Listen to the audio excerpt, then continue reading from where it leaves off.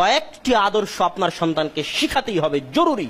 তার মধ্যে 1 নাম্বার হচ্ছে ইসলামের যত কৃষ্টি কালচার আছে সেগুলো সব শিখিয়ে দিতে হবে। ইসলামের কৃষ্টি কালচার মানে চলতে ফিরতে সালাম দিতে হয়, বাড়িতে ঢুকতে সালাম দিতে হয়, বিসমিল্লাহ বলে খেতে হয়, খাওয়ার শেষে আলহামদুলিল্লাহ বলতে হয়, ডান হাত দিয়ে খেতে হয়, ডান পা দিয়ে মসজিদে প্রবেশ করতে হয়, বাম পা দিয়ে জুতা স্যান্ডেল পরতে হয়, বাথরুমে প্রবেশের দোয়া, বাড়ি থেকে বের হওয়ার দোয়া, গাড়িতে ওঠার দোয়া। ইসলামের যত কৃষ্টি কালচার, আদব কায়দা, শিষ্টাচার রয়েছে এই 5 থেকে 10 বছরের মধ্যে আপনাকে শিখাতে হবে, প্রতিষ্ঠান শিখাবে না। আপনি হচ্ছেন আপনার সন্তানের প্রথম বিশ্ববিদ্যালয়। দ্বিতীয় যেটা জরুরি ভিত্তিতে শিখাতে হবে সেটা হচ্ছে তাওহীদ।